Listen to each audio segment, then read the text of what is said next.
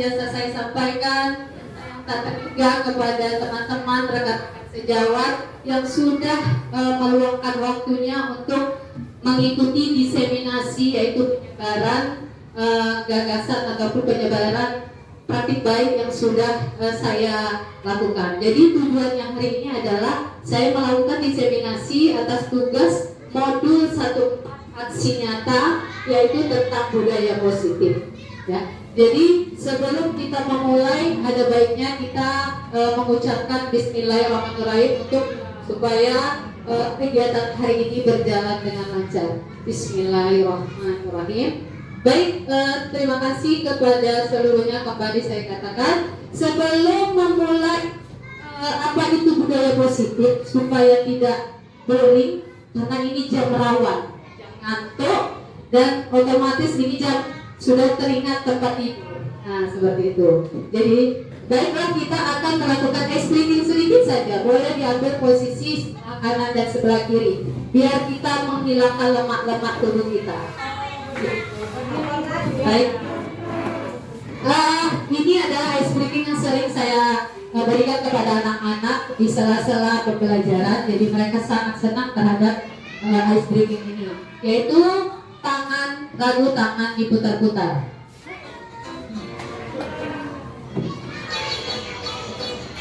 Baik, sama-sama. Ada nampak? Tangan diputar-putar, bertepuk tangan. Tangan diputar-putar, peganglah bahu. Tangan diputar-putar, peganglah lutut. Digoyang-goyang, digoyang-goyang, digoyang-goyang. Tangan diputar sambil senyum. Senyum. Karena senyum itu membuat kita makin awet muda. Tangan diputar-putar, peganglah lutut. Jangan lupa goyangkan. Supaya goyang saja. Diputar-putar, diputar ke atas. Diputar-putar, diputar ke bawah. Diputar-putar, diputar ke kanan. Diputar-putar, diputar ke kiri.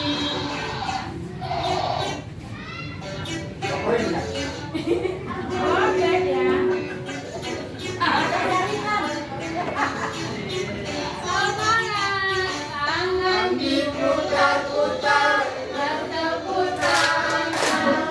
Tangan diputar-putar, peganglah bahu. Tangan diputar-putar, peganglah lutut. Digoyang-goyang, digoyang-goyang, digoyang-goyang. Siapa sakit badan tangan diputar-putar, bertepuk tangan. Tangan diputar-putar, peganglah bahu. Tangan diputar-putar, peganglah lutut. Digoyang-goyang, digoyang-goyang, digoyang-goyang.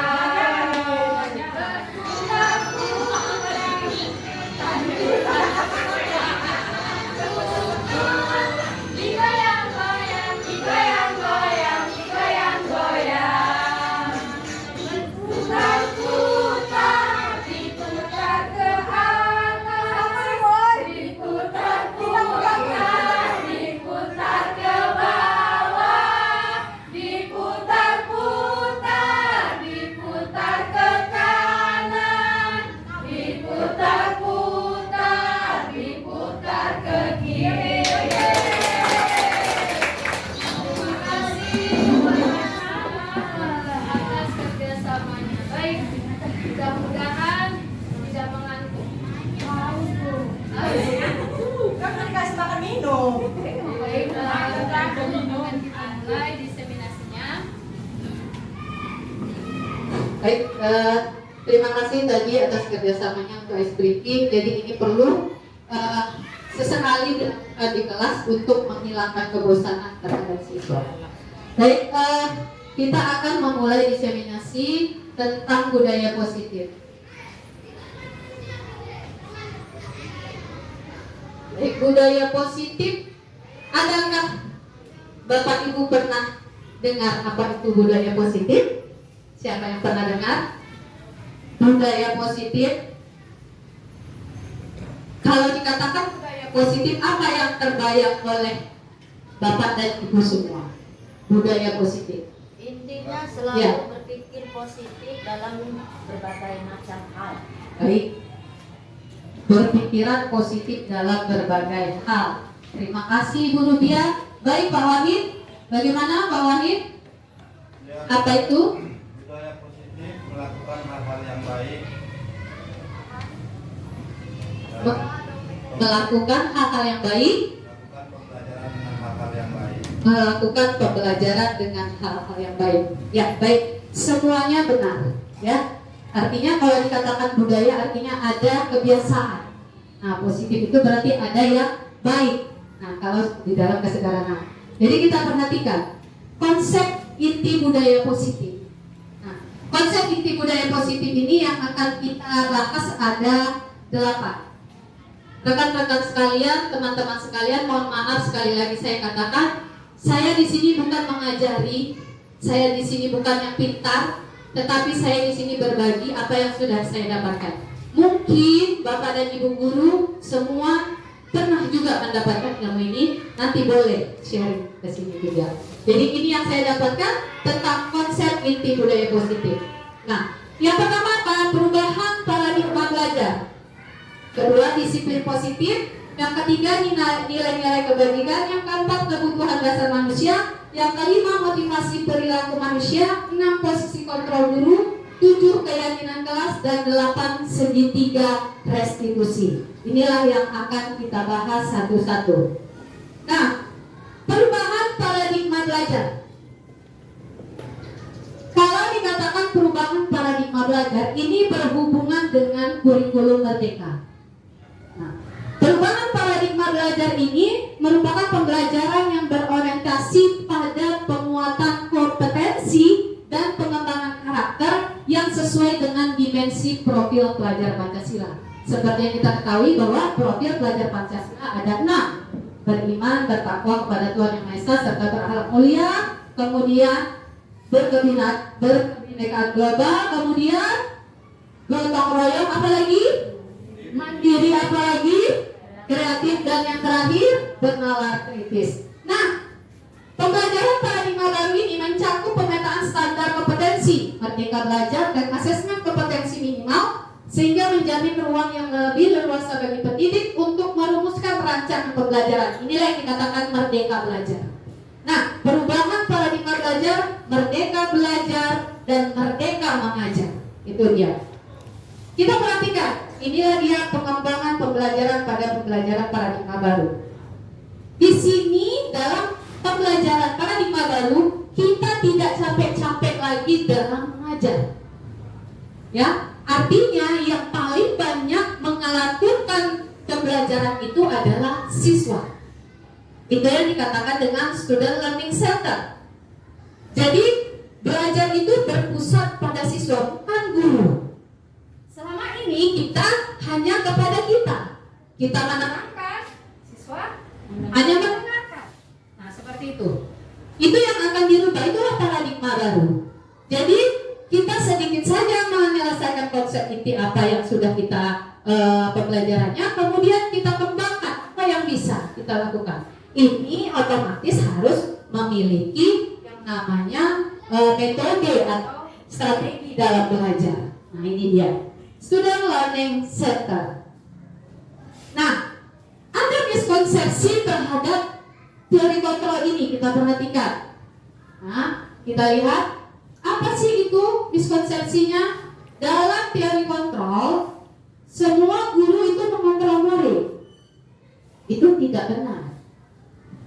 Kalau dalam pembelajaran paradigma baru, merdeka belajar, guru jangan mengontrol murid. Guru hanya menuntun murid.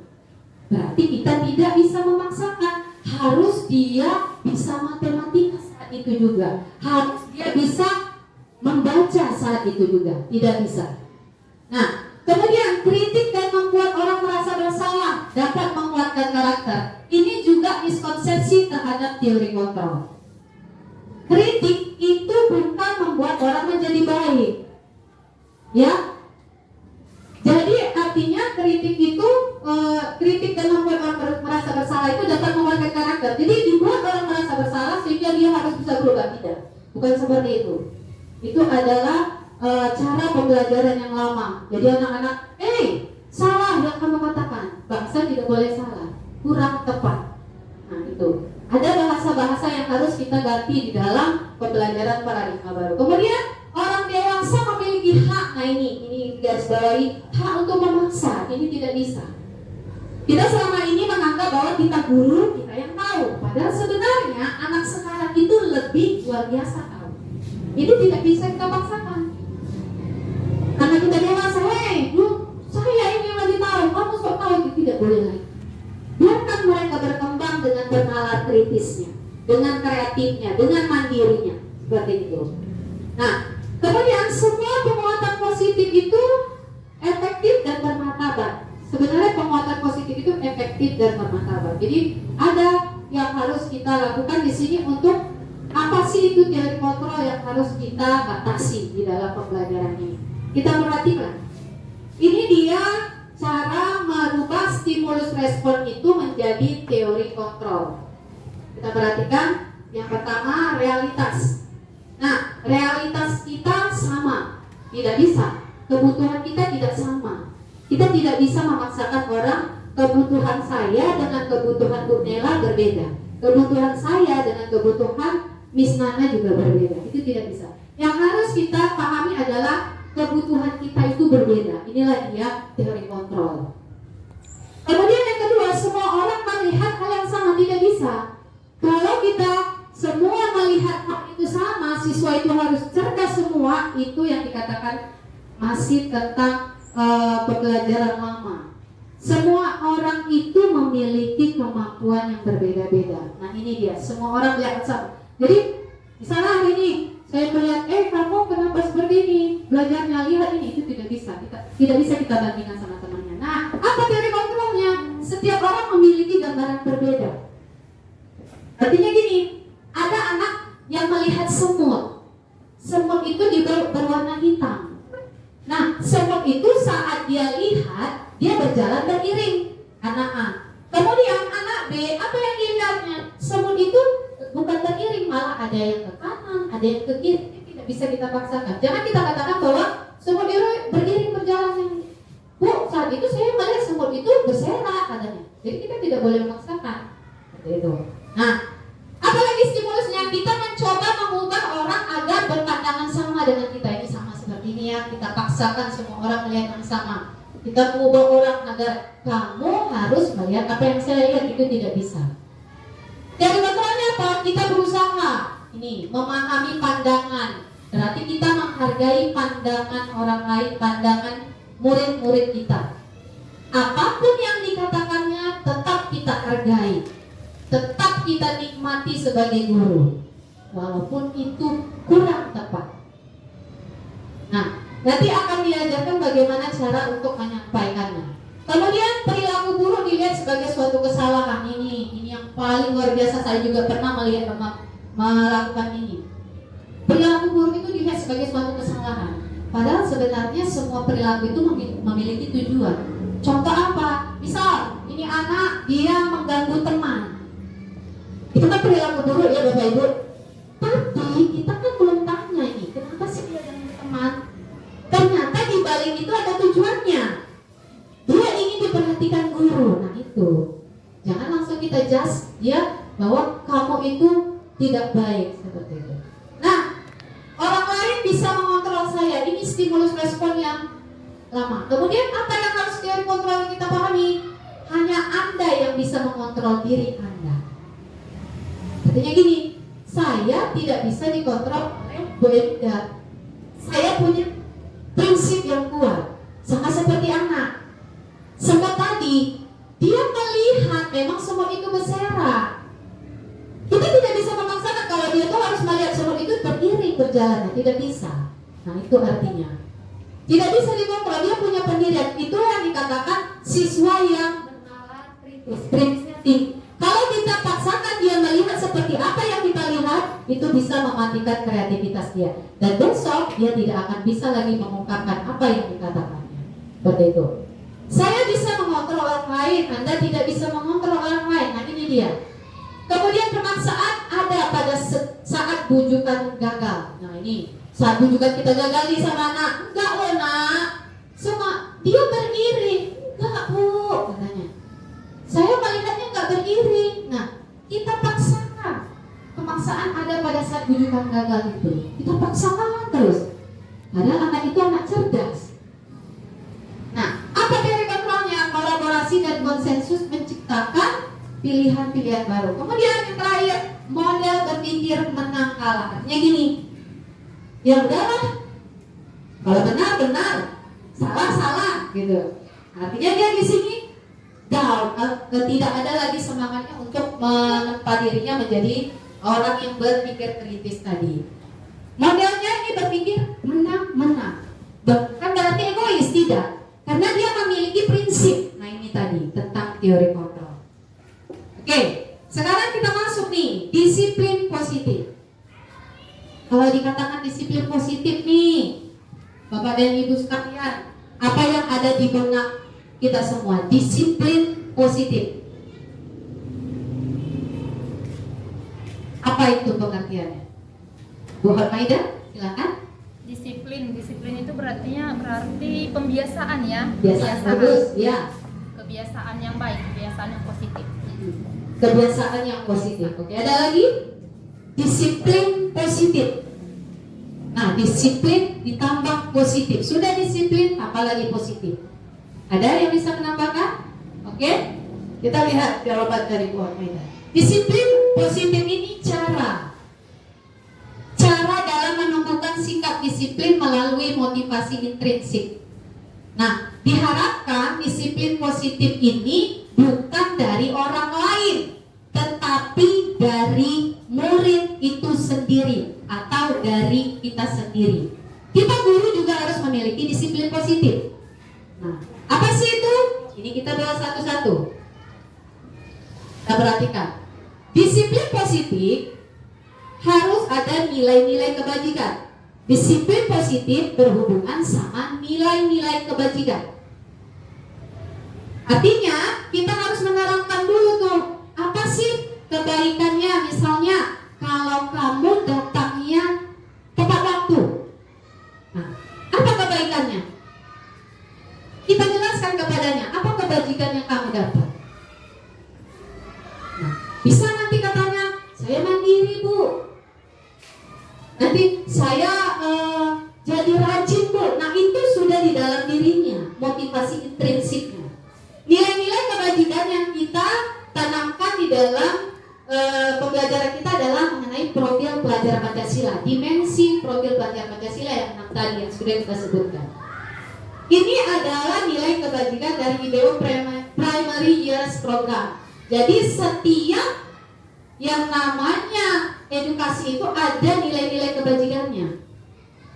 Nah ini ada toleransi, rasa hormat, integritas, mandiri, menghargai, dan seterusnya. Ini adalah nilai-nilai kebajikan.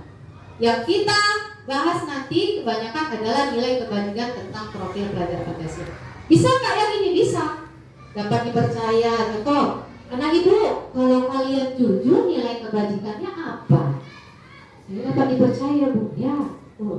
Nah itu berarti di dalam dirinya sudah keluar yang namanya disiplin positif.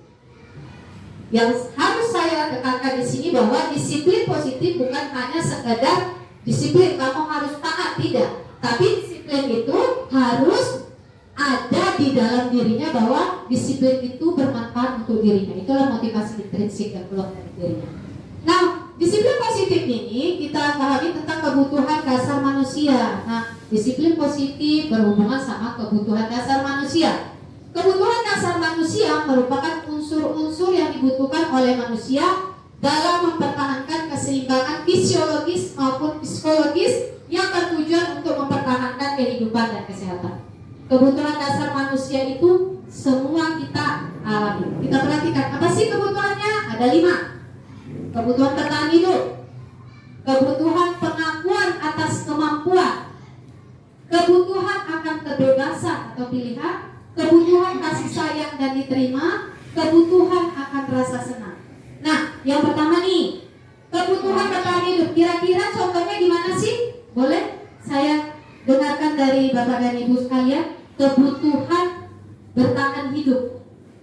Ya, silakan. Bu Rahmi, bertahan hidup. Untuk makan. Ya, kebutuhan bertahan hidup untuk makan. Baik, ada lagi? Contohnya, selain untuk makan? Bernafas. Ya, betul. Tempat tinggal. Ya. Makanan. Keamanan, ya. Oke. Nah, jadi kita perhatikan, kebutuhan bertahan hidup ini adalah salah satu kebutuhan dasar kita sebagai manusia. Nah, ini berhubungan dengan adaptasi. Kita harus bisa beradaptasi seperti itu. Nah, yang kedua, kebutuhan pengakuan atas kemampuan. Nah, ini yang dibutuhkan murid-murid kita dan kita juga. Kita harus menghargai kemampuannya walaupun itu salah. Nah, itu kebutuhan dasar. Cara kita membangkitkan semangatnya bukan dengan cara yang negatif seperti itu. Nah, jika dia salah, kita bisa memberikan respon yang positif terhadap dirinya. Oh kakak, ini kurang tepat. Yang tepat ini. Nah, jadi kebutuhan pengakuan atas kemampuan. Ih, kakak keren kali. Nah, ini salah satu kebutuhan kemampuan. Keren kali kakak, bagus sekali kalinya. Tapi nak, nanti ini bisa diperbaiki ya. Nah, seperti itu. Ada kebutuhan kemampuan dia harus kita hargai. Kemudian kebutuhan akan kebebasan. Jadi anak ini kita bebaskan untuk memilih apa yang diinginkannya. Ini salah satunya nanti dalam pembelajaran berdiferensiasi itu selanjutnya. Nah, ini kebebasan pilihan. Kita nggak bisa memaksakan anak kinestetik duduk diam di kelas, tidak bisa. Kita tidak bisa memaksakan anak yang namanya auditori itu dia harus diam, tidak bisa. Nah, kinestetik, auditori, dan satu lagi adalah visual, itu adalah salah satu gaya belajar anak yang harus kita pahami. Nah, inilah kebutuhan kebebasan pilihannya. Nah, ini yang harus kita pahami sebagai guru. Kebutuhan kasih sayang dan diterima, ini yang sangat luar biasa yang bisa memotivasi mereka terhadap disiplin positif. Kebutuhan mereka disayangi, diterima, dihargai.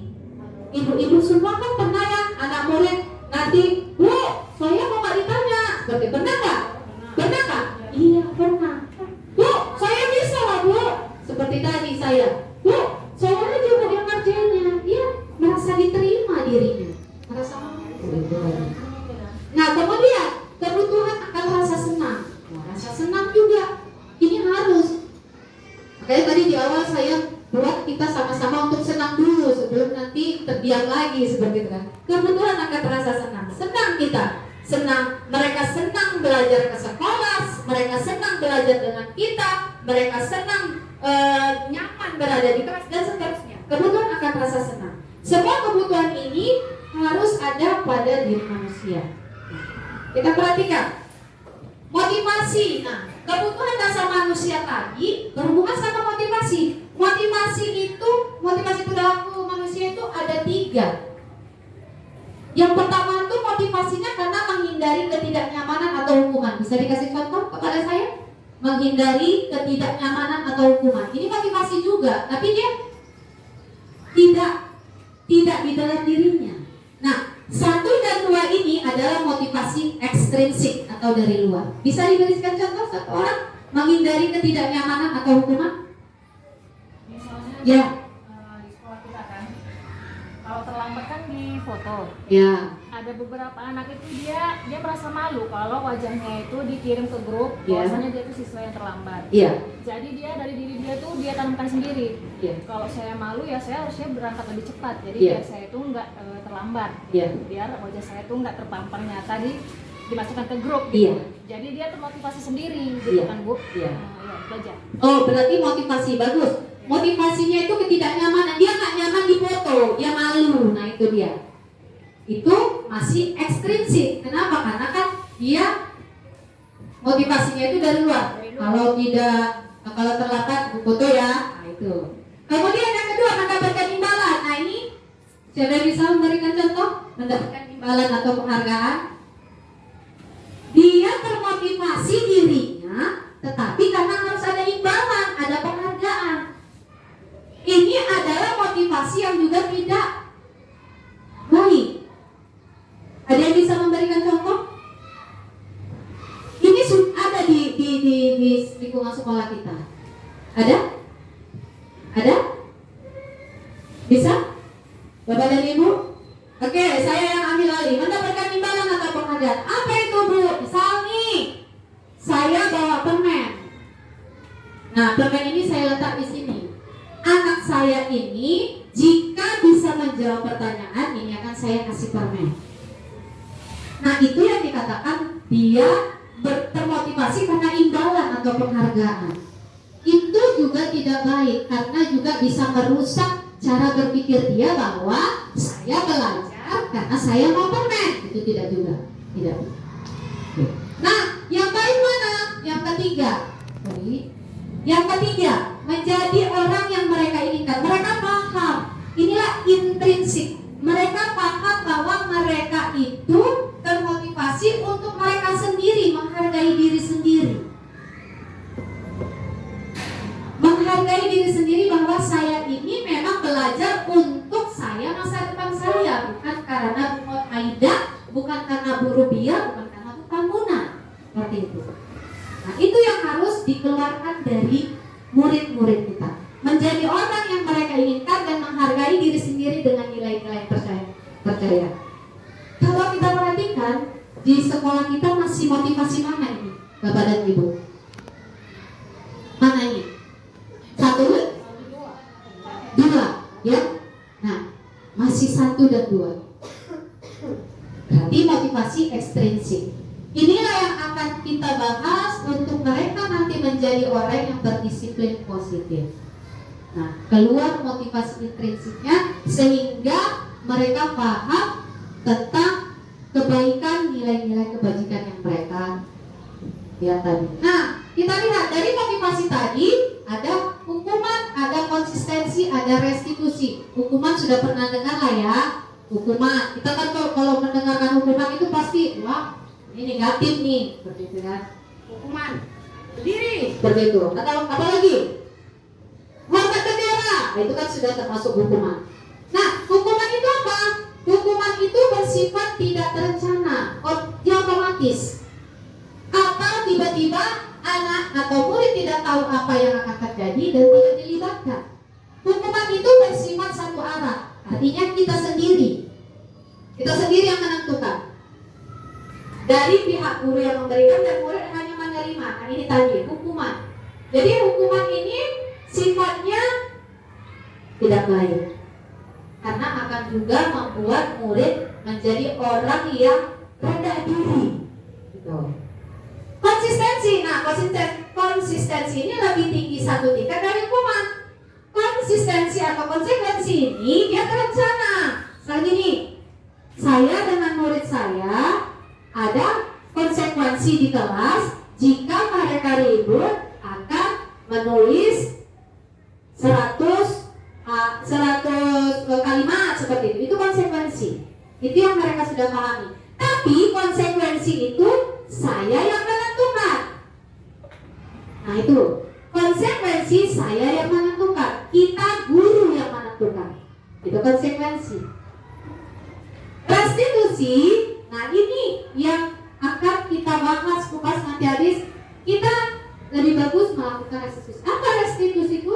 Proses memperbaiki kesalahan dan membantu murid dalam mencapai tujuan serta disiplin positif. Restitusi ini dilakukan untuk mendidik murid dalam mengeluarkan motivasi intrinsiknya. Nah, itu ya Bapak Ibu. Kita lihat. Ini mau saya tanya nih satu-satu. Ada 5 posisi kontrol guru. Ada penghukum, teman, manajer, pembuat merasa bersalah, dan pemantau. Yuk kita bahas satu-satu yuk. Penghukum. Jika dikatakan penghukum, sama seperti tadi, hukuman itu sifatnya tiba-tiba. Tidak ada terencana. Nah, apa sih posisi kontrol guru yang penghukum? Boleh kasih tahu ke saya contohnya? Bisa Pak Andani, penghukum?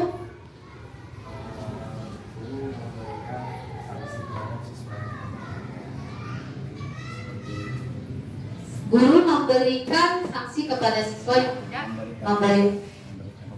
Iya. Bahasanya boleh ini kan Pak. Misalnya nih Bapak, saya mau kerja KPR, saya kan kerja KPR. Kemudian anak tuh disuruh berdiri di depan. Oh iya, baik, mungkin bisa saya sederhanakan. Pak tadi mengatakan seperti ini. Mela, kamu tidak mengerjakan PR, berdiri di depan. Nah itu dikatakan penghukum. Nah itu bahasa penghukum. Kalau teman, ayo, kalau bahasa teman ini sering juga nih. Saya juga sering. Teman, gimana sih contoh temannya tuh? Boleh, Bu Tambunan, teman. Posisi kontrol guru sebagai teman.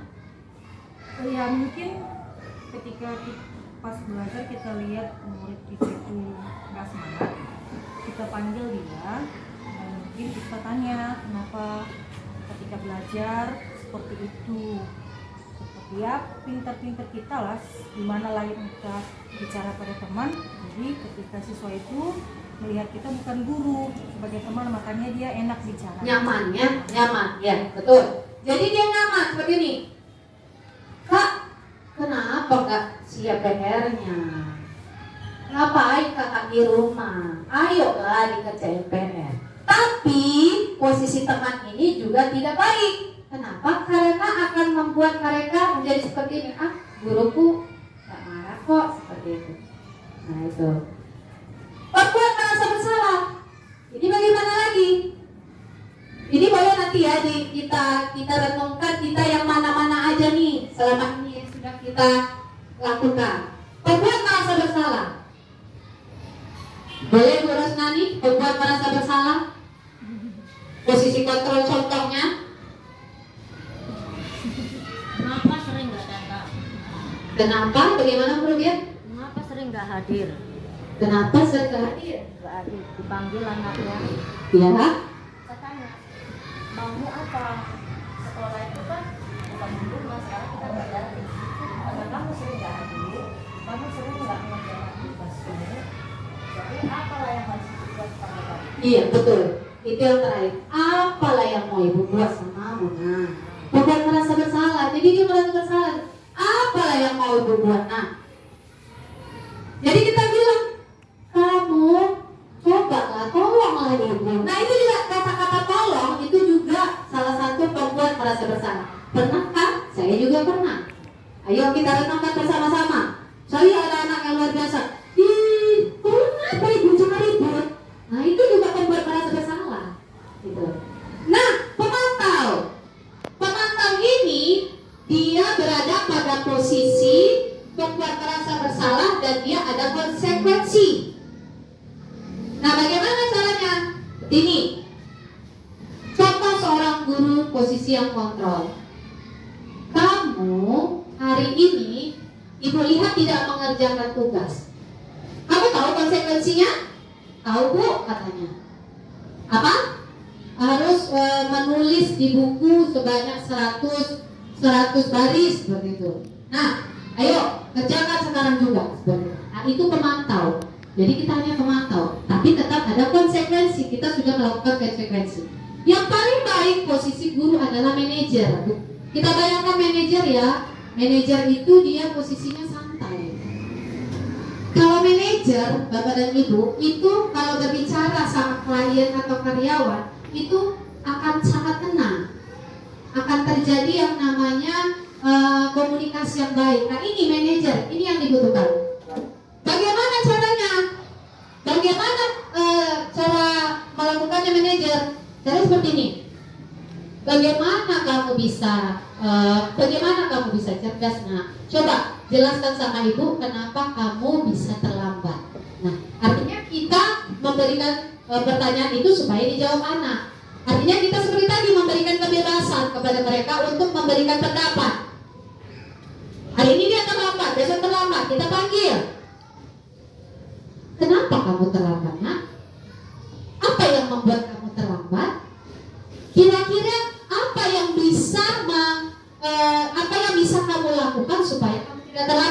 seperti itu. Jadi ada pembicaraan dengan dia supaya dia dijawabnya sehingga termotivasi lah dirinya dalam dirinya bahwa oh besok saya tidak terlambat. Seperti itu posisi manajer. Nah sekarang kita lihat, inilah dia contohnya Bapak dan Ibu. Kasusnya Lia sudah 3 hari berturut-turut terlambat datang ke sekolah. Ini kasus. Nah kita lihat sebagai penghukum bahasa gurunya, kamu sudah 3 hari terlambat Lia.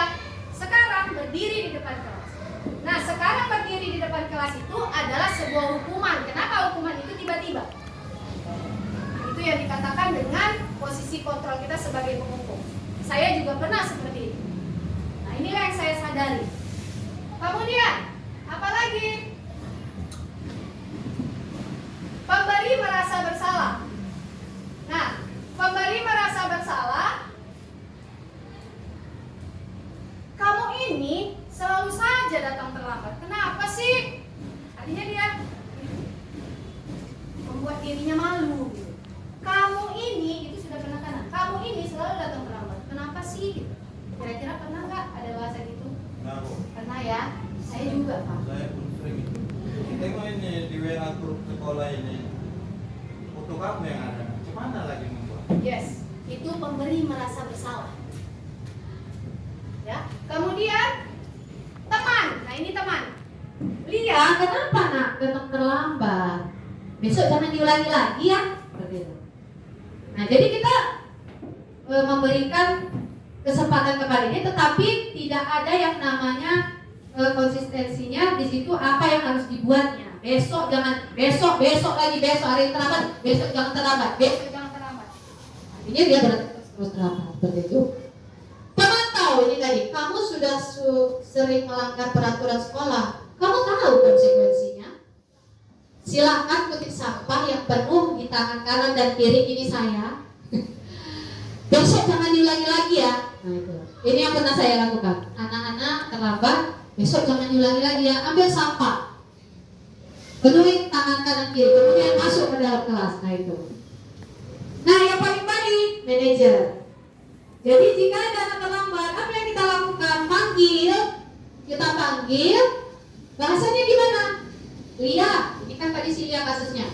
Lia, tahu kenapa ibu panggil ke sini? Tahu Bu, atau nggak tahu Bu? Kok tidak tahu? Tadi apa yang sudah kamu lakukan nak? Nggak tahu Bu, katanya kalau nggak tahu tadi. Kamu datang jam berapa? Nah, tetap kita pancing supaya dia paham terhadap apa kesalahan dirinya.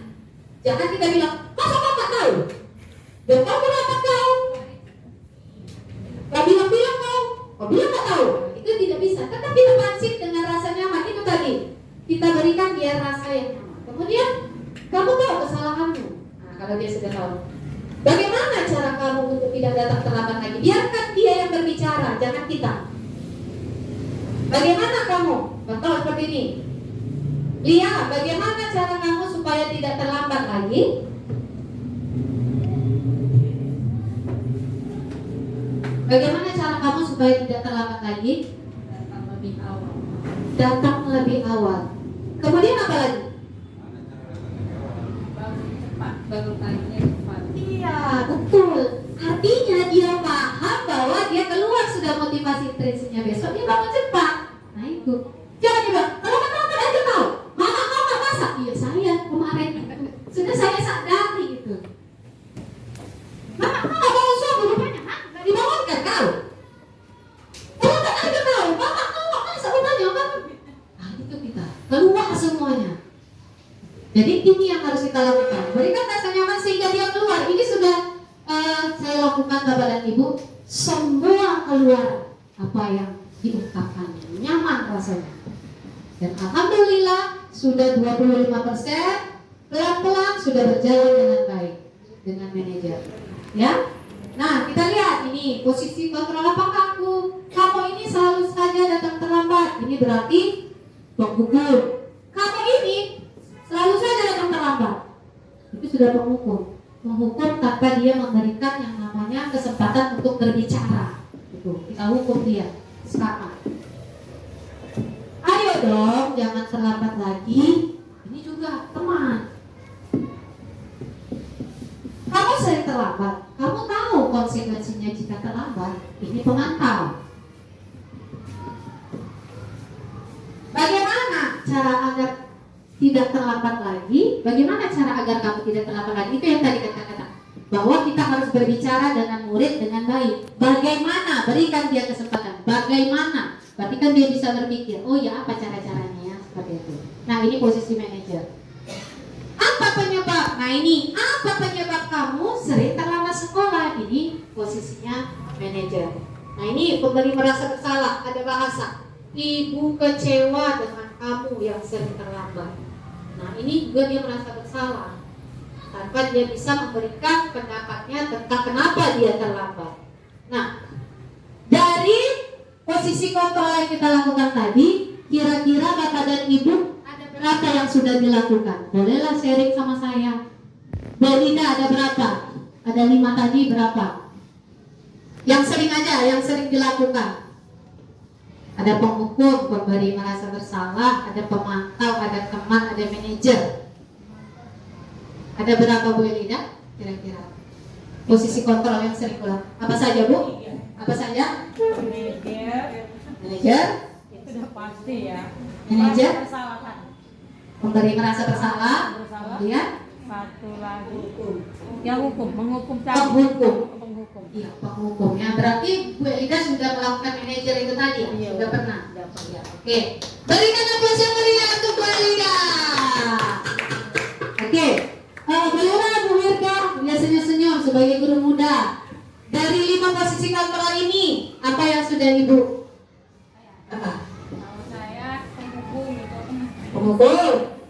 manajer Manajer. pemberi rasa bersalah. Oke, berikan aplaus yang meriah untuk Bu Wirda. Ya, kalau Pak Wahid, Saya manajer belum, manajer dulu, ya.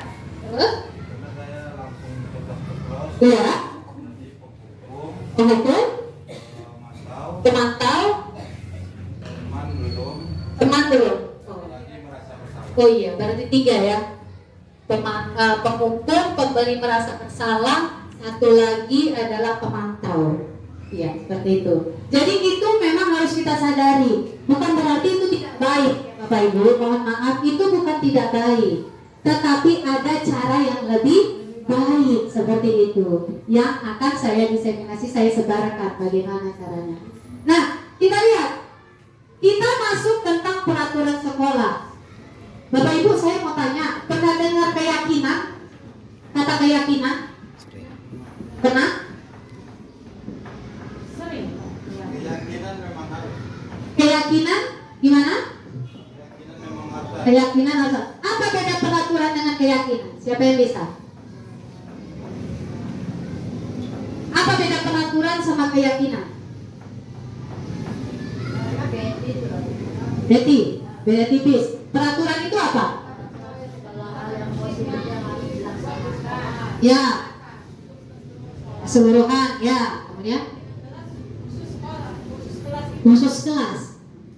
Berarti keyakinan kelas, khusus kelas, peraturan sekolah, khusus sekolah, ruang lingkup sekolah. Oke, Ibu. Ya, sudah dibuat secara universal. Oke, good. Kita lihat, kita bahas. Mana yang lebih baik, peraturan sekolah, kelas, atau keyakinan sekolah atau kelas? Kita perhatikan. Nah, yang lebih baik itu keyakinan. Kenapa? Sama seperti ini. Sholat itu kan memang ada di dalam hukum kita ya. Apalagi beribadah orang Nasrani ke gereja itu memang wajib. Tetapi jika itu tidak kita yakini bahwa itu baik untuk kita, dari nilai kebajikan tadi, beriman bertakwa kepada Tuhan Yang Maha Esa, maka kita akan melanggar. Itu yang dikatakan peraturan. Peraturan itu untuk dilanggar. Sering kan kita dengar ya, peraturan itu untuk dilanggar. Kenapa peraturan itu dibuat oleh satu orang? Hanya satu organisasi tanpa melibatkan yang lain. Kalau keyakinan itu melibatkan murid, melibatkan orang-orang yang di dalamnya. Contoh seperti saya hari ini, yuk kita buat keyakinan sekolah kita. Apa yang kita yakini dari sekolah kita yang bisa kita tanamkan sehingga keluar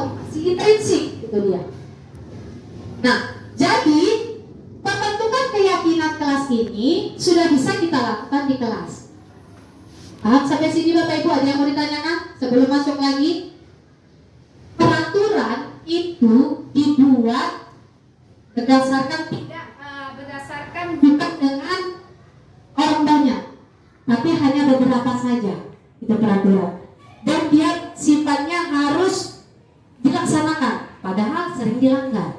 Kalau keyakinan itu dilakukan bersama-sama, kemudian itu bisa memotivasi diri sendiri untuk menjadi lebih baik. Itulah yang dikatakan keyakinan. Nah, pertemuan keyakinan kelas, saya tanya, ada yang sudah membuat keyakinan kelas? Ada yang sudah membuat, Bapak dan Ibu? Sudah ada keyakinan kelas? Bu Rosnani? Nggak buat? Sepertinya kemarin buat, bukan? Keyakinan kelas. Nah, saya tanya ini, boleh sharingnya Bu Nani? Keyakinan kelas yang Ibu buat itu bersama murid atau Ibu sendiri? Awalnya saya buat, lalu kita anak itu buat. Iya. Tadi ditambahin itu apa yang dia mau buat, Oke, baik. Caranya sudah baik, tapi nanti ada yang lebih sederhana lagi, Bu. Nah, artinya keyakinan kelas ini belum muncul. Jangan dimunculkan dulu.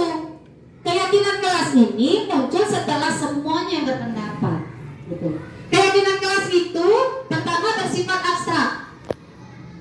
Kemudian pernyataannya universal yang bisa dipahami. Dibuat dengan pernyataan positif. Kata dilarang dan jangan mohon tidak disertakan dalam keyakinan kelas. Seperti ini. Jangan datang terlambat. Apa bahasa positif yang bisa kita buat? Datang tepat waktu. Bagus, datang tepat waktu. Itu bahasa positifnya. Atau apa lagi yang sering kira-kira, Bapak Ibu? Ya, keyakinan kelas dia sederhana. Nah ini dia. Sederhana dan sedikit agar mudah diingat, tidak usah panjang-panjang. Berarti disiplin waktu atau hadir tepat waktu, bisa seperti itu. Atau apa lagi nih? Biasanya keyakinan yang di kelas keyakinan kelas ini sesuai dengan kondisi. Seperti anak saya itu adalah anak kinestetik. Jadi keyakinan kelas yang sudah kami buat ini adalah keyakinan kelas mereka. Itu salah satunya adalah berjalan biasa. Jadi bahasanya jangan berlari-lari, bukan itu saya buat. Anak-anak kan buat nih, pertama saya sebarkan sticky note. Apa yang mau kita buat keyakinan kelas. Jadi mereka satu orang buat keyakinan. Kemudian kita simpulkan. Nah, setelah disimpulkan ada bahasa jangan, kita sederhanakan. Itulah yang dikatakan dengan membuat pernyataan positif. Nah, bahasanya apa? Jangan. Kira-kira apa ya anak-anak? Saya bilang bahasa jangan berlari-lari. Kenapa? Ingat, jangan dan dilarang itu tidak boleh dipergunakan dalam keyakinan. Apa bahasanya ya? Berjalan biasa, Bu. Oke, keren. Mereka yang melakukan, bukan saya. Saya hanya meluruskan. Tugas guru hanya menuntut, bukan mengontrol tadi. Bukan harus memaksakan. Sorry ya. Kemudian semua berperan. Nah ini, semua berperan. Ya Bapak Ibu, semua wajib berperan. Jangan ada satupun anak murid ibu, bapak yang tidak dihargai dalam keyakinannya. 36 keyakinannya bacakan semua. Kemudian tarik kesimpulan. Paling sederhana, apa? Kemudian buat keyakinan kelasnya. Apa yang mau dibuat? Kemudian keyakinan kelas itu apa yang sebaiknya? Setelah dibuat, tanda tangan bersama. Apa sih istilahnya? Petisi ya? Petisi ya? Kalau ini ya? Petisi ya? Nah ini, petisi. Perjanjian bersama, keyakinan bersama. Nah itu akan muncul pelan-pelan. Akan keluar dari mereka sendiri bahwa jika mereka langgar, tinggal gini. Kemarin juga mereka langgar karena baru buat seperti itu. Bu, kan ada petugas pemimpin untuk mengontrol berlari. Ada 2 itu ya Pak, kalau saya. Bu, si Dimas lari-lari Bu.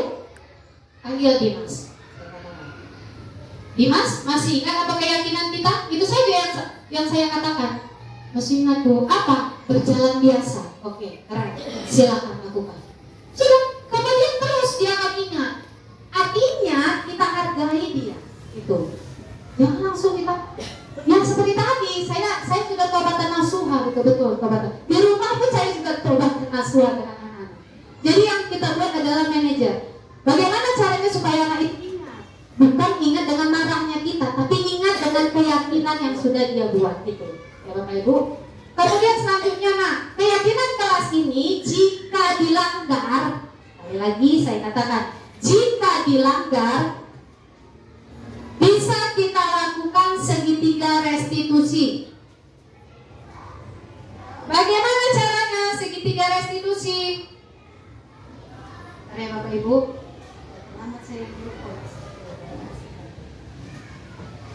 segitiga restitusi adalah cara yang digunakan untuk membuat kondisi murid bisa menjadi lebih baik ke depannya. Nah, segitiga restitusi itu proses segitiga restitusi, proses untuk menciptakan kondisi bagi murid untuk memperbaiki kesalahan mereka. Jadi mereka bisa kembali ke keyakinan kelas. Nah, jadi misalnya gini, kayak yang saya katakan tadi, dia berlari, saya panggil, saya tanya, apa keyakinan kelas kita? Berjalan biasa, Bu. Oke, ingat ya? Ya, Bu, silakan keluar. Tidak ada lagi, tidak usah panjang lebar. Karena kalau panjang lebar nanti dia malah bingung, kan malah bersiaran apa yang diingatnya seperti itu. Satu saja besok dia ingat. Nanti ada lagi salah, panggil lagi. Apa keyakinan kelas kita? Gak boleh belajar mandiri, Bu, kan mencontek ya. Jangan mencontek, itu tidak juga boleh ya. Belajar mandiri. Nah, belajarlah mandiri. Silakan suruh duduk. Udah, dia akan ingat, langsung masuk ke situ. Itu. Bagaimana cara segitiga restitusi? Yang pertama, stabilkan dulu identitas. Ini Bapak dan Ibu caranya. Anak saya kemarin ada yang mengganggu teman. Kemudian saya panggil. Segitiga restitusi itu tidak bisa kita lakukan ramai-ramai. Itu cara yang tidak efektif. Bukan tidak baik, tidak efektif. Apa yang harus kita lakukan? Face to face. Caranya gimana? Stabilkan dulu identitas. Namanya Arkan. Arkan, nanti setelah istirahat jumpa ibu ya. Dia konsisten. Dia datang ke saya. Arkan, tahu kenapa ibu panggil? Tahu, Bu. Kenapa? Itu yang dikatakan menstabilkan identitas. Artinya dia buat rasa nyaman dulu. Buat rasa nyaman dulu, jangan marah. Wow, itu nanti malah dia nggak mau bicara. Stabilkan dulu identitas. Apa yang sudah kamu buat? Saya tadi mengganggu teman, Bu. Nah, artinya menstabilkan identitas ini sama juga dengan dia diajarkan untuk jujur, mengeluarkan pendapatnya. Nah, setelah distabilkan identitas, apa cara yang lain? Oh gini ya Arkan, ibu pun dulu waktu sekolah pernah ganggu teman. Nah, kita stabilkan. Oh, ibu ini pernah juga rupanya, tapi gak diungkapkannya. Oh pernah ibu, tapi kan Arkan itu gak baik. Nah, sekarang masuk kita ke validasi tindakan yang salah. Bagaimana memvalidasinya? Kita tanyakan, kira-kira yang Arkan buat tadi baik atau tidak? Enggak, Bu. Nah, jadi apa yang Arkan mau lakukan untuk kedepannya? Validasi. Apalagi yang Arkan buat seperti itu. Nah, kita tanya terus validasi sampailah menanyakan keyakinan. Menanyakan keyakinan apa? Sebelumnya kita sudah buat keyakinan kelas. Kita sudah buat keyakinan kelas dulu. Jangan kita ya segitiga kita lakukan tapi keyakinan belum ada gitu. Jadi kalau sudah buat keyakinan, maka kita bisa lakukan segitiga restitusi. Boleh nggak ini segitiga dilakukan? Boleh, tapi belum sampai nanti ke sini mereka. Nggak sampai nanti, nggak dapat dia feel-nya. Cara yang dilakukan pertama adalah buat keyakinan kelas dulu. Nah, baru ditanya, Arkan masih ingat apa keyakinan kelas kita? Tahu, Bu, apa? Menjaga ketertiban, Bu. Bukan jangan mengganggu teman. Kami menjaga ketertiban. Menjaga ketertiban, Bu. Ya, itu dia. Apalagi belajar dengan baik. Bagus. Sekarang sudah paham keyakinan kelasnya? Sudah. Kapan bisa Arkan lakukan itu harus Bapak Ibu ucapkan juga kepada mereka ungkapan. Kapan? Artinya kita menuntut dia supaya berbuat baik secepatnya. Kapan bisa dilakukan? Sekarang Bu kata. Oke, Ibu tunggu. Terima kasih Arkan sudah datang. Silakan kembali. Sudah selesai. Inilah yang dilakukan oleh segitiga restitusi. Ya Bapak Ibu. Jadi kita perhatikan ini penutupnya. Nah ini yang ditunggu penutup. Mohon maaf. Saya ingin lihat nih semua. Tepuk semangat. Semangat. Ya anak murid kan juga harus semangat. Sekali lagi tepuk semangat. Semangat. Terima kasih sudah semangat walaupun tangannya sudah loyo. Ya. Nah ini penutup yang kita simpulkan, saya simpulkan. Atau boleh ada Bapak dan Ibu bisa menyimpulkan dulu, merefleksi sebelum saya. Apa yang sudah Bapak Ibu peroleh, silakan. Pak Wahid, satu saja. Apa yang sudah Bapak peroleh dari diseminasi tadi? Dari diseminasi tadi kita mengetahui di mana posisi kita sebagai guru dalam mengontrol perilaku siswa. Untuk tadi 5 perilaku. Yang kelima kontrol guru itu yang pertama ada penghukum, yang kedua ada merasa bersalah, ada pemantau, ada manajer, dan teman. Oke, terima kasih Pak Wahid. Berikan aplaus yang meriah. Kalau saya sama anak murid saya, tepuk salut. Bukan. Salut.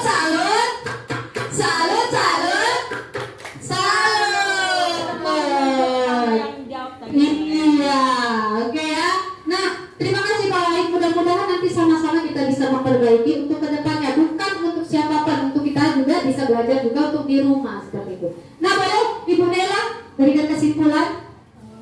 Yang saya amati ya, dari apa yang Ibu pampangkan di depan, intinya di abad sekarang ini kita itu harus berfokus dengan peserta didik kita, bukan pandangan kita sendiri gitu. Jadi harus ada dua arah. Bertanya sama siswa seperti apa, kamu ingin pembelajaran seperti apa, situasi kondisinya seperti apa. Jadi sama ada negosiasi antara murid. Yes. Jadi nggak dikit-dikit kamu ini itu, tapi kita nggak tahu latar belakang di balik apa yang dia lakukan itu kan Bu. Iya. Jadi intinya kita harus memahami siswa. Iya, itu dia. Ya, kita dalam memahami siswa. Kemudian Bu Panjaitan, saya mohon suaranya supaya kita lebih semangat dengan suara Bu Panjaitan. Apa yang Ibu dapatkan? Kasih kalau bisa kita pahami dulu si didik kita. Iya. Bagaimana didik kita menyikapi situasi sama temannya, Ya. sama guru. Iya. Bisa dia berbahasa yang lebih baik lagi. Iya. Dan jangan suka bilangkan bagaimana cara kita berbicara yang lebih enak bersama teman-temannya dan gurunya, itu aja. Terima kasih Bu Panjaitan sudah mendapatkan memori. Kira-kira bermanfaat atau tidak Bapak Ibu yang saya sajikan hari ini? Bagaimana? Bermanfaat. Terima kasih. Mungkin Bapak Ibu sudah pernah mendengarkannya atau masih bingung tentang ini. Nah, inilah dia keyakinan kelas. Keyakinan kelas itu harus kita mulai dari sekarang.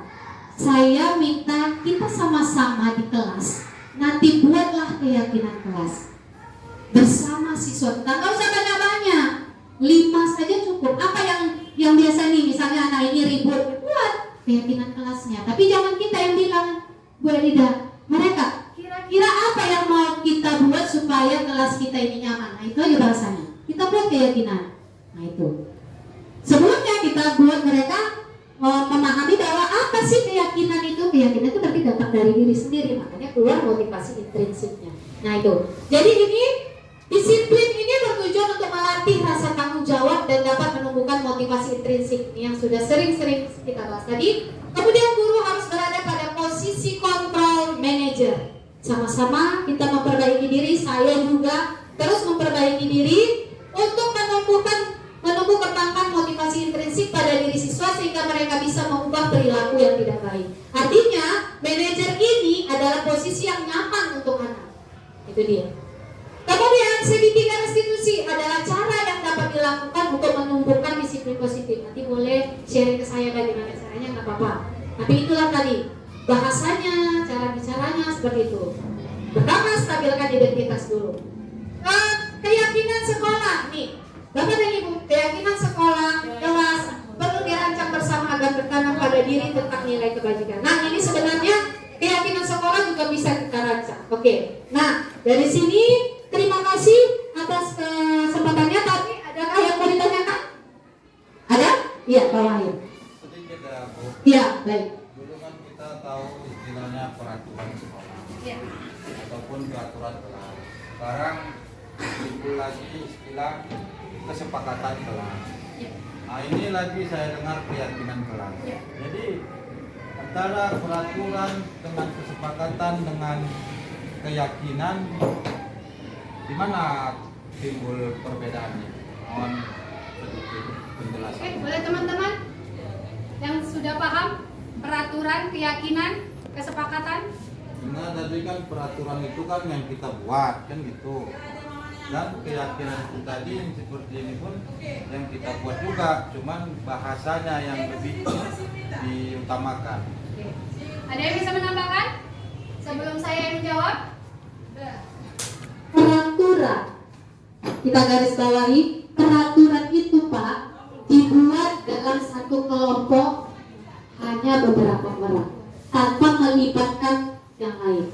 Contoh nih, kita tahu peraturan seperti memakai helm jika Maksud saya tadi kan Bu, kita di lingkup kelas.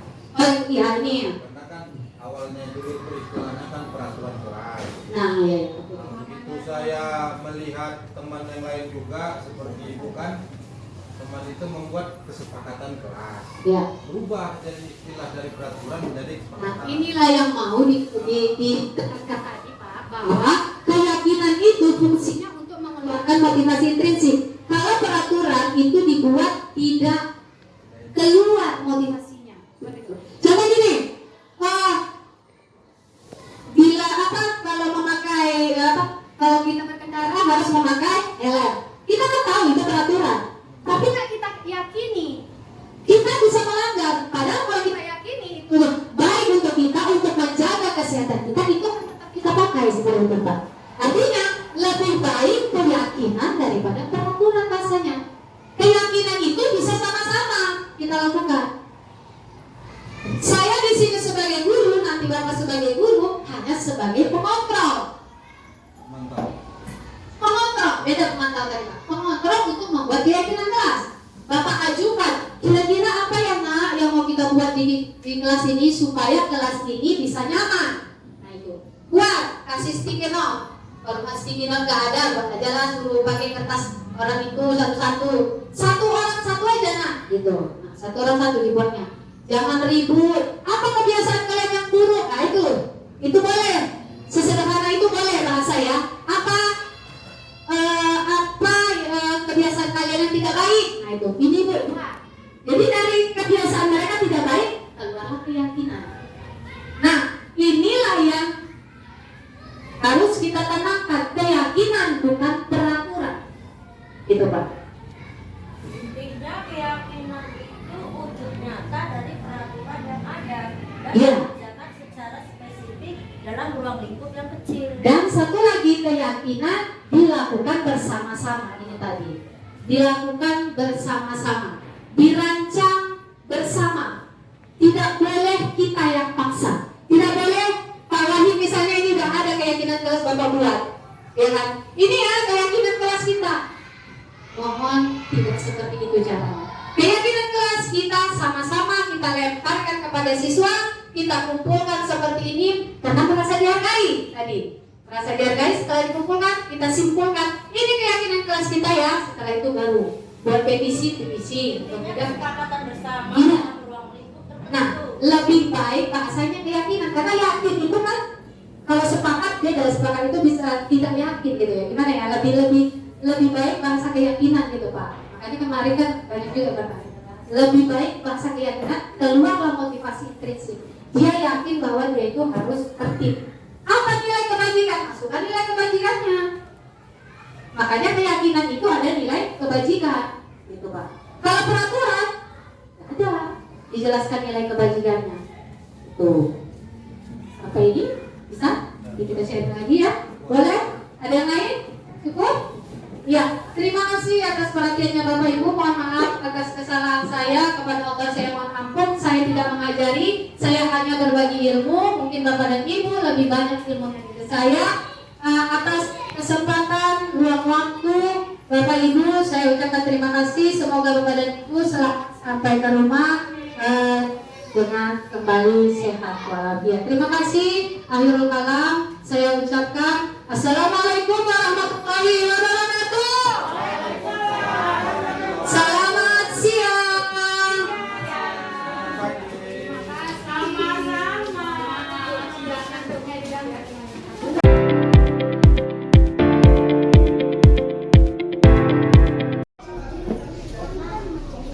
Fauji tahu kenapa Ibu panggil ke sini? Kenapa? Karena berlari-lari. Baik, Fauji Ibu panggil ke sini bukan Ibu mau mencari kesalahan Fauji ataupun Ibu mau menghukum Fauji, tapi kita akan mencari solusi atas apa yang sudah Fauji buat. Berlari-lari itu baik, ya, berlari-lari itu sehat. Tetapi berlari itu harus pada tempatnya. Tadi Fauji berlari saat kapan? Saat istirahat menuju ke kantin. Kira-kira baik tidak? Kenapa tidak baik? Karena nanti bisa jatuh bagus, ya kan? Bisa jatuh, bisa cedera temannya atau Fauji yang cedera. Jadi apa yang sebaiknya Fauji lakukan? Berjalan biasa, bagus, ya kan? Jadi artinya Fauji harus berjalan biasa, tidak usah berlari-lari, sehingga Fauji juga aman seperti itu, ya kan? Nah, Fauji masih ingat apa keyakinan kelas kita? Apa?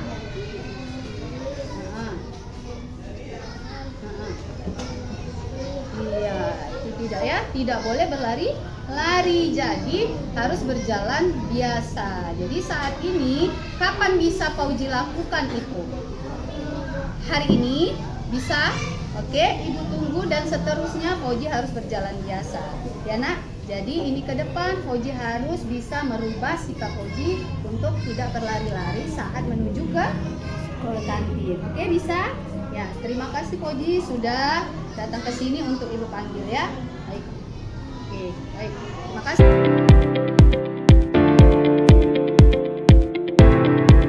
Saya Muhammad Fauji, kelas 4A, SD Negeri 162. Tadi saya dipanggil Ibu Mela karena melanggar aturan keyakinan kelas, yaitu berlari-lari saat istirahat. Tetapi Ibu Mela bukan memarahi saya, mencari solusi perilaku saya yang tidak baik. Saya sangat senang dan saya merubah perilaku saya yang tidak baik. Terima kasih.